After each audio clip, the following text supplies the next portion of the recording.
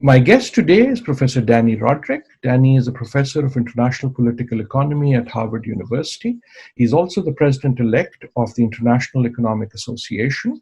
And I'm going to ask him what he thinks the future of global trade might look like in a post-COVID world. There's clearly a retreat from the kind of hyper-globalized world economy that we've built since the 1990s. And I say hyper-globalized because I do think that what happened after the 1990s was qualitatively different than the kind of globalization we had before in terms of how deeply we pushed in two domains, one in terms of financial globalization, and the other in terms of how much we made domestic economic policy an adjunct to globalization. And this retreat, I believe, was already taking place before COVID-19. It was taking place before Trump got elected, and to the extent that we're retreating a little bit from that is not necessarily a bad thing. But I think we are definitely moving into a world where the leitmotif will be bringing supply chains back home, establishing greater dependability of supplies and greater resilience. There will be obviously very little appetite for trade agreements, and I think clearly the multifaceted rivalry with China, that's going to play a very big role in terms of also fracturing the world economy. This could be a kind of a world that devolves into a kind of regional blocks, a U.S.-centered bloc, perhaps a European bloc, a China bloc. I think that's a possible scenario. I hope that's not where we end up.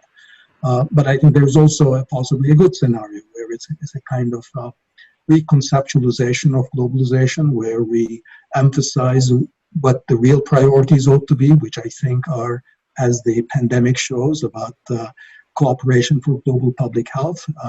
Secondly, cooperation for global environmental challenges, which obviously you know well.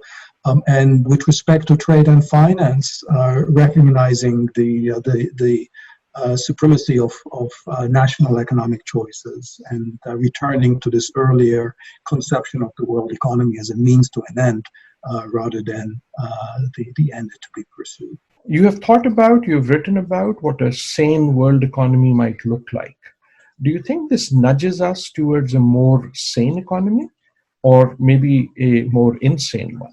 The last few years, I think it's been mainly right-wing, nativist, ethno-nationalist, populist movements that have been able to leverage the kind of popular unease and anxieties, which I think are rooted in economic dislocation. That is partly globalization, partly technological changes, partly, the deinstitutionalization and deregulation of labor markets that leads us to a more insane world. I think there are some signs that the progressive, what one might call the left-wing populists, who are not a danger to democracy, that they are getting their act together. And I think what the world is waiting for is a kind of political leaders, political movements that are able to provide genuine solutions to the economic dislocations and the social and economic inequalities we've created in the last few decades.